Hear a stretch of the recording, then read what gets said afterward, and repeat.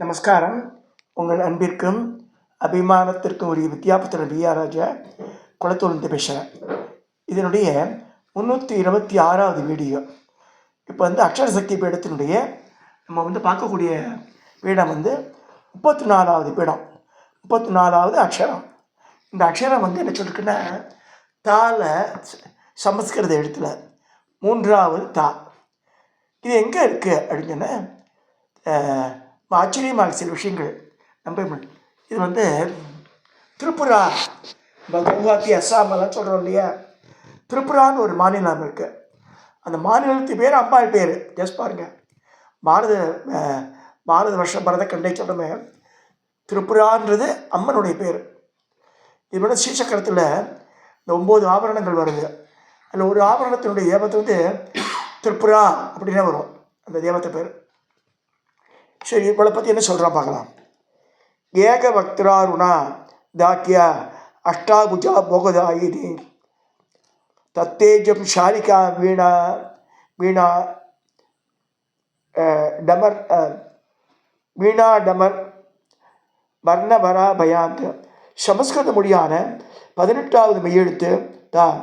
இதற்குரிய தேவியின் திருநாமம் தாட்சாயணி என்னும் போகதாயினி. நம்மால் பேர் போகதாயினி சொல்லிருக்கு.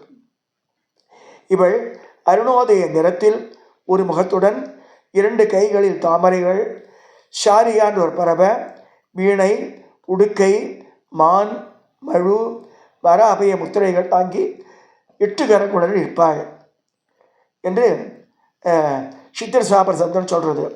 தகார மாத்துகா தேவி சைவத்தில் அத்ரீசனாகவும், வைணவத்தில் சக்தியனாகவும், சாக்தத்தில் ஹலாதானி கலையாக, நம் சரீரத்தில் இடது கணுக்காளாக விளங்குகிறாள். சூலமாக, இடது கணுக்காக சூலமாக விளங்குகிறாள்.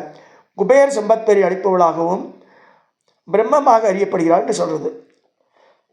சத்யோ திரிசோஹாலினி வாமகுல்பா பகஸ்ததா சூல குபேர் யதா காரோ தாத்திம ஸ்மிருத. தகாரம் பிறந்த இடம் யோகினி என்ற பெயர் பெற்றது மகாசக்தி பீடமாகும். இச்சதி தேவியின் வலது கணுக்காள் என்று கௌல மார்க்கத்தில் வாம மந்திரங்கள் சொல்லப்படுகின்றன. கௌல மார்க்கம் வாம மார்க்கம் ஒன்று தான். இந்தியாவின் வடகிழக்கில் திரிபுரா மாநிலத்தின் தென்பகுதியில் உள்ள உதய்பூர் மாவட்டத்தில் இந்த மகாசக்தி பீடம் அமைந்துள்ளது. இதற்கு அருகில் உள்ள ரயில் நிலையம் குமார்காட். கல்கத்தாவில் 1475 கிலோமீட்டர் போன மாதிரி போகிறதுக்கு. ஸோ கவுஹாத்தி வழியாக போனோன்ற. திரிபுராவின் தலைநகர் அகர்தலாவிலிருந்து 140 கிலோமீட்டர் தூரத்தில் உள்ளது இந்த பீடம். இடைய டாக்ஸி மற்றும் பேருந்துகள் உள்ளன. சில்சார், கவுஹாத்தி, கிரீம்கஞ்ச், ஷில்லாங் முதலிய நகரிலிருந்தும் பேருந்துகள் உள்ளன. மாவட்டங்கள் தலைநகரான உதய்பூரிலிருந்து ஒரு 3 கிலோமீட்டர் தூரத்தில் ஒரு குன்றின் மீது இந்த பீடேஸ்வரி கோவில் இருக்கின்றன. உதய்பூரின் பழங்கால பெயர் ராதாகிருஷ்ண கிராமம். திரிபுரேஸ்வரர் பைரவர் க்ஷேத்திரபாலம் காட்சியளிக்கிறார். இந்த திருத்தலத்தின் நாயகி நாமம் திரிபுர சுந்தரி. இவளின் வேறு பெயர்கள் திரிபுரவாசினி, திரிபுராசித்த, திரிபுராசி, திரிபுரேஷி, திரிபுராம்பக, திரிபுரா, திரிபுர மாலினி. இதெல்லாம் 9 ஆபரணனுக்கு உண்டான தேவதை பேர். இதெல்லாம் அம்பிகை திரிபுர சுந்தரியை பற்றிய நூலை திரிபுரா ரகசியம் என்பர். ஹரிதாயன என்ற சுமேதஸ் முனிவர். சுமேதஸ் சொல்லும்போது இவர் தான் தேவி மகாத்மியத்தை ஃபஸ்ட்டு ஸ்டோரியிலே தான் வரும். சமாதின்ற விஷயமும் சூரதன் மகாராஜாவுக்கும் அவள் வெறுப்புற்று காட்டுக்கு வர அவளுக்கு ஒரு டிஃப்ரெண்ட். சுமேதஸ் மகரிஷிக்கு இன்னொரு பேர் என்ன, ஹரிதாயனர். நிறைய பேர் தெரியாதது. ஸோ ஹரிதாயன சம்ஹிதை மற்றும் மிச்ச நூலில் கூறப்படுகிறது. இதில் மகாத்மிய காண்டம், ஷர்யா காண்டம், ஞான காண்டம் என்று 3 பகுதிகள் உள்ளது. ஸ்ரீ சக்கரோபனிஷத்து, தேவி உபனிஷத்து, பாவனோபனிஷத்து, திரிபுரோபனிஷத்து, பக்வரு உபனிஷத்து இந்த பல உபனிஷத்துடன் திரிபுரசுந்தரியை புகழ்கின்றன. அதாவது இந்த திரிபுரா ரகசிய புக்கு அதாவது யாரும் ஸ்கிரிப்ட் பண்ண எனக்கு ரொம்ப தத்வார்த்தமாக இருக்கும் அது.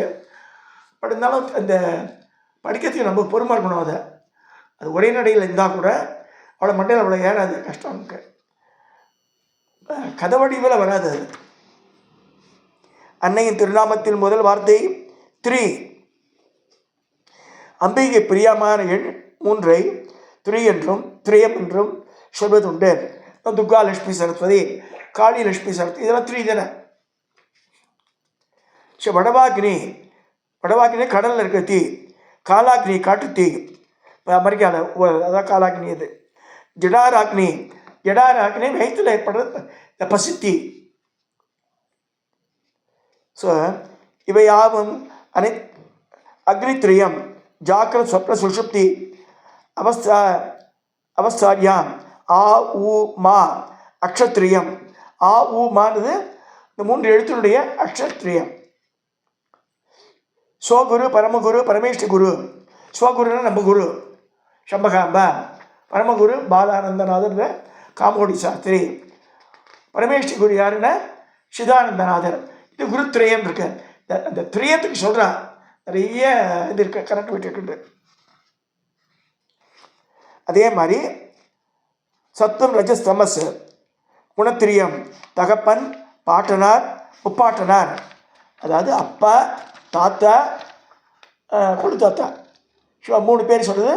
அது அது இந்த வம்ச பரம்பரையில் 3 தெரியணும். குறைஞ்சபட்சம் 3 பேரை நமக்கு பேர் தெரியணும். ஆக்சுவலாக 7 தலைமுறை சொல்கிறவாள் இருக்கா. குலத்திரியம் இச்சா கிரியா ஞானசக்தி. சக்தி திரியம் சூரியன் சந்திரன் அக்னி. நேத்திரத்திரியம் சிருஷ்டி சிதி சமுகாரம். தொழில் திரியம் இடை பிங்களை சுஷுமுனை. நாடித்திரியம் கர்மம் உபாசனா ஞானம். மார்க்கத்திரியம் பிரம்மா விஷ்ணு அது மூர்த்தி திரியம். அது ஸோ புள்ளி லிங்கம் ஸ்ரீலிங்கம் லம்பன்சூர் லிங்கம், அதாவது ஆண் பெண் அரி. அது இந்த பால்கள் ஏற்படுது திரியம். அது ரிக் யஜு சாமம். இதில் அதர்வணம் வரல, இது வேத திரியம். இந்த மாதிரி நிறைய நினைக்கிறேன். திரிபுரா என்றால் 3 புறங்கள். இது இந்த திரிபுர சம்ஹாரத்திலே வருது. இந்த வெள்ளிக்கோட்டை, தங்கக்கோட்டை, இரும்பு கோட்டைன்னு 3 பேர் அசுரர்கள். அவளை சிரிச்சே அவளை ஈஸ்வரா பரமேஸ்வரா. ஸோ நம்ம உடம்பு ஸ்தூல தேகம் ஒரு நகரம், சூஷ்ம தேகம் 2வது நகரம், காரண தேகம் 3வது நகரம். தேவி நாமத்தின் 3வது வார்த்தை சுந்தரி. இது இதில் தமகா வித்யாவில் 3வது வித்யா சுந்தரி வித்யா. அதை சொல்கிறார். சுந்தரியின் மனைவியாக இருக்கா.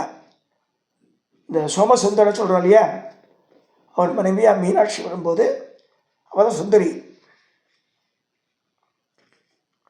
ஸோ அவன்தான் சுந்தரன், கற்பூர சுந்தரன், பூங்கடம்பவன் தான் சுந்தரன், மகுட சுந்தரன், மன்மத சுந்தரன், கல்யாண சுந்தரன், அபிராம சுந்தரன், செண்பக சுந்தரன், சோமசுந்தரன், ஆலவாய் சுந்தரன் என்றெல்லாம் பரஞ்சோதி முனிவரின் திருவிளையாடல் சொல்லப்பட்டிருக்கு.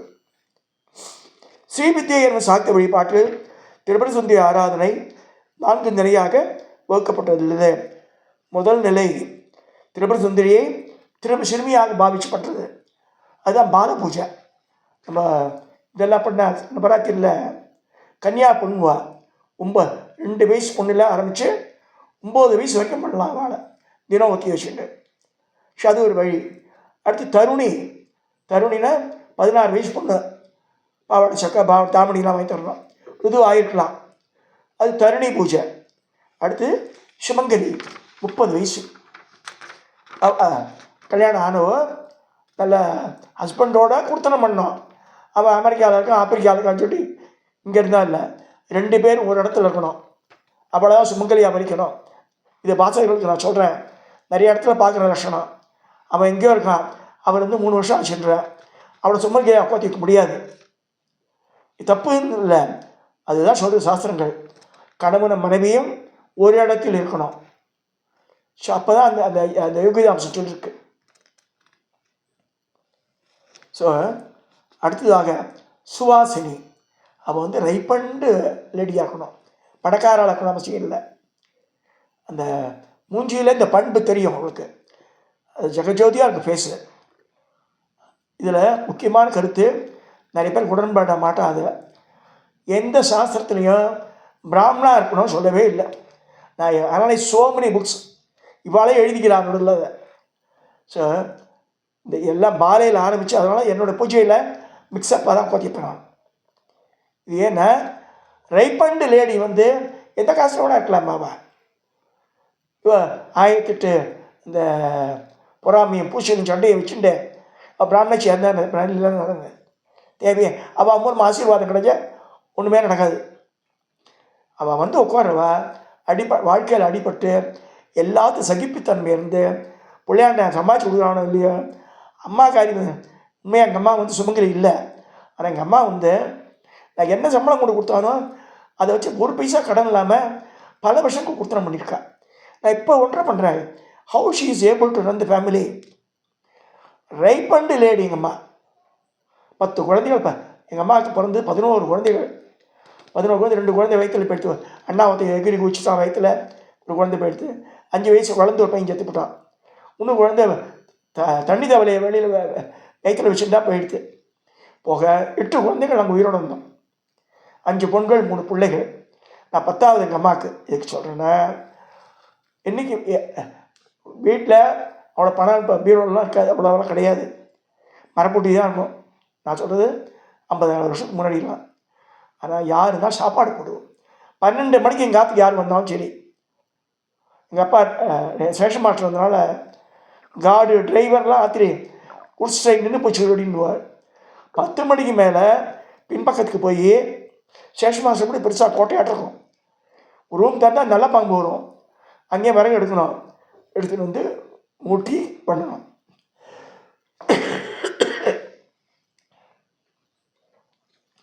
எதுக்கு சொல்கிறேன்னா, அவள்லாம் அந்த காலத்தில் கஷ்டப்பட்டு பண்ணதுனால நாங்களாம் நல்லாயிருக்கோம். அந்த ரைப்பண்டு லேடியை தான் பார்த்துக்கணும் சுமங்கலி பூஜையில், சுவாசினி பூஜையில். அவள் காட்டன் மூடை கட்டிக்கலாம் பரவாயில்ல, கண்ணாடி வடையில் போட்டதோட பரவாயில்ல. தோடு இருக்கணும், மூக்குத்தி இருக்கணும் அவளுக்கு. சில பேர் மூக்குத்தியே கொத்தி மாட்டேன்றா, அவள் சுவாசினியை உட்காந்துக்கிறா. நாசாபரணம் இருக்கணும், அந்த காற்று மூச்சு காற்று அந்த தங்கத்தின் வழியாக போயிருந்தால் ஆம்பளையாருக்கு ஐஸ் ஜாஸ்தின்னு இருக்கு.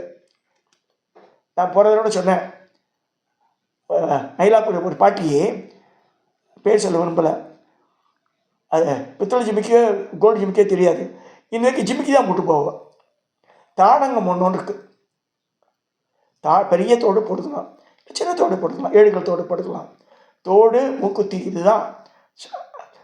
மஞ்சள் கயிறு இருந்தால் போதும், கண்ணாடி வளையல் இருந்தால் போதும். ஆனால் பெரிய பொட்டு வச்சுக்கிறாள், குங்குமம் பொட்டு, அதுவே சௌபாகியத்தின் நிறைவிடம். அது மஞ்சள் பூசின்றதில் ஒரு காட்டன் சேரியை கட்டின்னு வந்தாலே அப்படி நமஸ்காரம் பண்ணுற மாதிரி இருக்கணும். எனக்கு தெரிஞ்சு talking about lady who is நான் முதலியார், நான் சொல்கிறது 30 வருஷத்துக்கு முன்னாடி அகரத்தில் இருந்தால். அவள் பேர் அம்பாள், நம்ப முடியுமா? அந்த அம்மா பேர் அம்பாள். வெறும் மஞ்சள் கலர் போட தான் காட்டன் போட கட்டிட்டு இருப்போம். மஞ்சளை வச்சு தேய்ச்சிருப்போம் மூஞ்சி முழுக்க, கை காலில் மஞ்சள் தான் இருக்கும். முதலியார் பெண் ஆற்காடு முதலியாருவோம். அப்படி வெளியில் வந்தால் இந்த சூரியத்தில் பார்வதி நிற்கிற மாதிரி இருக்கும், தலையெல்லாம் வெள்ளையாக தான் இருக்கும், மல்லிப்பூ வச்சுட்டு அந்த அவரும் அந்த முதலியாரும் அந்த அம்மாவும் காளஹஸ்தி கோயில் போயிருக்கா. காளஹஸ்தியில் ஒரு பெரிய தேவி உபாசகர் வந்திருக்கார், குண்டோதர் மட்டும் வந்திருக்கார். அவளுக்கு அந்த உபாசகர் அவர் தீட்சதர், குடுமையை சேர்ந்த தீட்சதர், ருத்ராட்ச மாலையில் போட்டிருக்கார். அவரே பெரிய சிவப்பழமாக இருக்கார். அவர் இந்த அம்மாவுக்கு நமஸ்காரம் பண்ணார் முதலியார் லேடிக்கு. எதுக்கு அந்த அம்மா பயந்து போட்டா, இல்லைம்மா எனக்கு பார்வதியாட நீ தெரியல, இல்லை அந்த மாதிரி தெரியணும். இந்த சுவாசினின்னு உட்கார்றவ அந்த பண்புகளோட சிரிச்சுட்டு இருக்கணும். எப்போ பார்த்தாலும் செடி அப்படி இருக்கக்கூடாது. இதில் பெரிய அழகெல்லாம் தேவையில்லை, அந்த முகம்தான் பிரதிபலிக்க முடியாது. ஸோ திரும்பவும் சொல்கிறான்னு, இந்த சுவாசினின்ற உட்கார வந்து பண்பற்ற லேடியாக இருக்கணும், வாழ்க்கையில் பல அனுபவங்களாக இருக்கிறவா இருக்கணும். அவாக்கிட்ட ஆசீர்வாதம் வந்தால் நடக்கும். அவள் வந்து காரில் வந்து இறக்குறான்னு அவள்கிட்ட அவசியம் இல்லை. ஸோ எனக்கு தெரிஞ்ச வரையும் சொல்கிறான். சில பேர் சொல்லுவாள், ராம்நாமத்தை சுற்றி அவளுக்கு நமஸ்காரம், யாருக்கு வேணால் பண்ணலாம். பூஜா கிரகத்தில் நுழைஞ்சிட்டாலும் ஒருத்தர் எல்லாரும் ஒன்றா தான் பார்க்கணுன்னு இருக்காங்க. ஸோ இந்த கான்செப்டை பற்றி ப்ளீஸ் ரிமெம்பர் யுவர் மைண்ட். எங்கள் காலத்தில் அருவின்னு ஒரு பொம்பளை வேலை பார்க்குறேன், 20 வருஷமாக என்கிட்ட இருக்கா. ஒரு பைசா கூட ஆசைப்பட மாட்டான். அவள் பேத்தி 3 வயசு குழந்தது. என் ஐயர் தாத்தாக்கு ஐஷம்போ அப்புறம் தான் எனக்கு பூஜை பண்ணுவார், நிலங்கு வைப்பா அப்படின்வோம். அந்த பொண்ணை தான் உட்காந்து வைக்கிறேன் 3-4 வருஷமாக. அந்த பொண்ணை அது கேட்குறத, என்னை ஐஷம்போ அங்கே அவாத்தில் பூஜை வைக்கும் அப்படின்ட்டு ஒரு தடவை அனௌன்ஸே பண்ணல. இந்த குரு பூர்ணிமாம் போது வந்துவிட்டது. அதுக்கப்புறமா அப்பா பாபாட சொல்லலாம் ஏற்பாடு பண்ணி அம்பாலே கேட்கறாள் வந்தேன். ஸோ அதனால் எதுக்கு சொல்கிறேன்னா, இதில் வந்து வித்தியாசம் பார்க்காதவங்க, நம்ம ரிலேஷன், எங்கள் அக்கா பொண்ணு இருக்கா, என் தம்பி பொண்ணு இருக்கா, அதெல்லாம் அந்த 2 பாலைன்றது 9 வயசுக்குள்ளே தான் இருக்கணும். அது யார் வேணா இருக்கலாம். அது என்ஜாய் பண்ணணும். ஸோ பணத்தை வச்சு இடப்படாத மாதிரி இது இந்த வேரிய ஸ்டேட்டஸ் இவா சொல்கிறா, அது யார் வேணா இருக்கணும். Again I repeat, they can be anybody. அந்த மாதிரி செலக்ட் பண்ணாதான் நம்ம வந்து தேவியினுடைய ஆசீர்வாதம் நமக்கு கிடைக்கும். இதை பரிபூர்ணமாக உணர்ந்திருக்கேன், பல சம்பவங்களில் நான் உணர்ந்திருக்கேன், அதுக்காக சொல்கிறேன். ஸோ செந்நிறமான கிரணங்களின் கூட்டங்களால் நிரம்பி எல்லா திக்குகளை உடையவளும், கையில் கிரந்தம் ஜபமாலை அபய அவரது முத்திரலை காட்டுபவளும், மலர்ந்த செந்தாமரை ஆனந்தமாக நிரந்தர சுகத்தை தருவமாக ஸ்ரீ பாலா திரிபுர சுந்தரி என் இதயத்தில் வசிக்கட்டும் என்று பாலாவோட தியான சுகம் சொல்கிறது. 2வது நிலை திரிபுர சுந்தரியை மங்கையாக பாவித்தோங்க. இப்படி தருணி திரிபுர சுந்தரி சொல்கிற 16 வயசு. இவளுக்கு நிறை, மூப்பு, மரணம் முதல் எதுவும் கிடையாது. எனவே சுதி அஜோரம் ருத என்கிறது மாறா இளமுடன் வழங்குவதால் இவள் தருணி சொல்கிறார். ஸ்ரீவித்யாவின் இவருடைய ஆராதனை கிரகசாஸ்திரத்தின் முன்பகுதி போன்றது. இவளை வழிபடும் பக்தரின் மனம் அம்பிகையிடம் அதிகமாக ஈடுபடும். அப்பொழுது அவன் பஞ்சசி உபதேசம் பெற்று ஜபம், லலிதா சகஸ்ரநாமம், திருசதி ஆகியவற்றில் அதிகம் கவனம் செலுத்த வேண்டும். அக்னி, சூரியன், சந்திரன் இவர்கள் கண்களால் உடையவள் இவள். நற்றி நயனா அப்படின்னு வருது. குங்கும நிறம், 3 கண்கள், மாணிக்க மகுடம், தலையில் சந்திரன், சிரித்த முகம், பருத்த தனம், அமிர்த கலசம், தாமரை புஷ்பம், சிவந்த பாதம் ஆகியவை கொண்ட திரிபுர சுந்தரியை மனமான தியானிக்கின்றேன். இங்கே ஒரே ஸ்மால் இது டிபேட்டிங் சப்ஜெக்டு. லலிதா சகஸ்ரநாமத்தில் நானே கூட தப்பாக சொல்லியிருக்கேன். மாணிக்கம் கூட அகுவார ஜானுத்திரி விராஜித மாணிக்க மகுடம் வச்சுருக்காங்க. மாணிக்க மகுடம் முகுடம் 2 ஒரு பாடபேதம் இருக்குது. அப்படின்னா என்னென்னா, ஈஸ்வரன் வரும்போது இதில் சிம்மாசனம் வந்து அம்பாள் எழுந்து நமஸ்கரிக்கிறான். அவளை எப்படி முட்டி போட்டு பஞ்சாங்க நமஸ்காரம் பண்ணுறா பொம்பளை. பண்ணும்போது என்ன ஆகுதுன்னா, திருப்பி அப்படி வரும்போதெல்லாம் எழுந்து பண்ணுறான். ஸோ அந்த முட்டி வந்து அவளை ஜவந்து படுதான், செவந்து போய் இந்த முட்டியோட சில்லு இல்லை, தட் இஸ் கால் மாணிக்க மகுடான்னு சொல்லிருக்கு. நான் மாணிக்க மகுடான்னு நினச்சேன், மீனிங் பார்த்தா அது அப்படி சொல்லியிருக்கு, அதுவும் தெரிஞ்சுக்கோ. மாணிக்க மகுடாகார ஜானுத்திரை விராஜித. ஸோ அந்த முட்டிக்கால் சில்லு சிகப்பாக ஒளி விடுறது அப்படி சொல்லியிருக்கு. திரிபுர சுந்தரி 3வது நிலை அறிவை அல்லது தெரிவை. இவள் மகா திரிபுர சுந்தரி. ஸ்ரீவித்யாவில் உள்ள ஆராதனை கிரகசாஸ்திரமத்தின் பிற்பகுதி. இதில் பக்தன் குருபதி நன்மையை பெற்று நவாபரண பூஜை, ஸ்ரீவித்யா ஹோமம் முதலியவற்றோடு குண்டலினி யோகத்தையும் ஏற்பான் அது சொல்லியிருக்கு. ஸோ இந்த சிவபெருமான் முப்புறத்தை எரித்த ஈஸ்வரர் அல்லவா, அவருக்கு அந்த தைரியம் ஏற்பட காரணம் வந்து அர்த்தநாரீஸ்வரர் சொல்லியிருப்பான்னு சொல்லியிருக்கு. இவள் அகிலாண்ட கோடி என்ற அன்னைக்கு பின்னையும் கண்ணீர் எப்படி புலவர்லாம் சொல்கிறா, அகிலாண்டத்தெல்லாம் இன்றை சொல்கிறேன், உன்னை கண்ணீர் எப்படி சொல்கிறான்னு கேட்குறேன். ஸோ அந்த நிலை அது. ஸோ இந்த கடைசி சொல்கிற நிலை தான் வந்து சுவாசினி. சுவாசினி முதிர்ந்த சுமங்கலி பார்த்தாச்சு. அது ஆல்ரெடி. சிவபெருமானுக்கு கல்பாந்தரத்தில் மழிவில்லை, ஆதலால் அம்பிகை நிரந்தர சுமங்கலி. இவள் வயதான சுமங்கலியாக பூஜிக்கப்படுகிறாள். கருணையே உருவான அம்பிகை குருவாக விளங்குவதால் குருமூர்த்தி, தட்சிணாமூர்த்தி ரூபிணி ஆகிய பெயரையும் அவள் உடையவளாகிறாள்.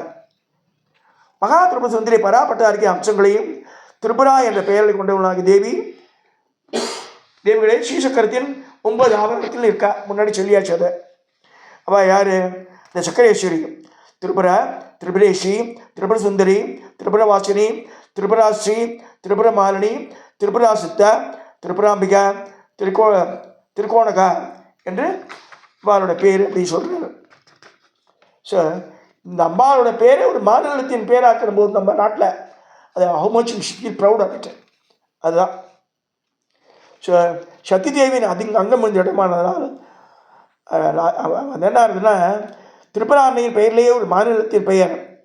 ஏன்னா 1501 தன்யா மாணிக்கான அரசனால் எழுப்பப்பட்ட இந்த கோவில் முதல் விஷ்ணு செலவுக்கு முதல் முடிவு செய்யப்பட்டது. அம்பாள் சொல்கிறா, இல்லை. ஸோ அன்னை தோன்றி சிட்டாகாங் தற்போது பங்களாதேஷில் உள்ள நகரில் கேட்பாரற்று கிடக்கும் தனது உருவச்சிலையை கொண்டு வந்து இங்கே பிரதிஷ்டை பண்ணுறார் அவர். இடிமுடிந்தால் பாட இருந்த இந்த கோவில் 1681 மகாராஜா ராம மாணிக்க என்பவரால் புதுப்பிக்கப்பட்டது. பகவதி நாமம் கொண்ட இந்த இரு தேவி சிலைகள் இந்த கோவிலில் உள்ளன. 2 அடி உயரம் கொண்ட அம்மன் சிலையும் சோட்டிமா என்கிறார்கள். 5 அடி உயரம் கொண்ட இந்த மற்ற தேவி இந்த திரிபுர சுந்தரி அம்மன். தசமி தீ தவிர மற்ற நாளில் இந்த கோவிலில் பலி ஒன்று போட்டிருக்கா. ஒரு ஆட்டுக்கிடா பலி கொடுக்க தினமும் ஒவ்வொரு அமாவாசை என்றும் எருமை பலி இருக்க 5 ஆடுகள் பலி எடுக்கப்படுகின்றன. ஆமை வடிவில் கோவில் இந்த திருமணத்தை கூர்மைப்பீடம் சொல்லுவா. அப்படிதான் சொல்கிறார். ஸோ திரிபுராவை ஆண்ட அக்கால மன்னர்கள் போர் மற்றும் வேட்டைக்கு செல்லும்போது இந்த சோட்டிமாவை வணங்கிட்டு போவாங்களாம். ஸோ இந்த மாதிரி அழகாக ஏரிகள் குளங்கள் எல்லாமே நிறைந்திருக்கு. இயற்கை எழில் சூழ்ந்த இடம். கட்டாயம் நம்ம வாழ்க்கையில் ஒரு தடவை போய் பார்க்கணும். சரி, இங்கே வந்து அம்பாஜி கோவில் எப்படி சொல்கிறேன், இது வந்து சொல்லும்போது கிட்டத்தட்ட மாதங்கியோட ரூபத்தில் இருக்குது. 8 கை மாதங்கிக்கு. இதில் பாருங்கள், மேல் 2 கை தாமரை, மாதங்கிக்கு 1 கையில் தாமரை இருக்கும். சம்பான் இருக்கிறது இருக்கும். இதில் படத்தை போட்டுக்கா, நான் போடல. அதை ஷாரிகை கொண்டு பேர் தெரியல இருக்குது. அதில் ஷாரிகைக்கு ஒரு காய் கொடுத்தாச்சு. ஷாரிகை பறவை, அது மான்மழு மராபையா இருக்குது. இங்கே ஒரு கையில் வீணை இருக்குது. அந்த உடுக்கை அது இருக்குது. ஸோ இது வாகனம்லாம் போடல. தாமரை பறவை உட்காந்துருக்கான்னு சொல்லியிருக்கா. நல்ல வெள்ளையான நிறத்தில் இருக்கான். இது வந்து கிட்டத்தட்ட பட் ஷாமலா வந்து ஷாம நிறம், கரும்பச்சை நிறம். இவன் வந்து உதயகால அருணோதயன் போல் இருக்கின்றான். ஸோ இது அம்பாஜி கோவிலில் 34 சன்னதியில் இருக்குது. இதை சொல்லி இந்த 326 நிறைவு செய்ய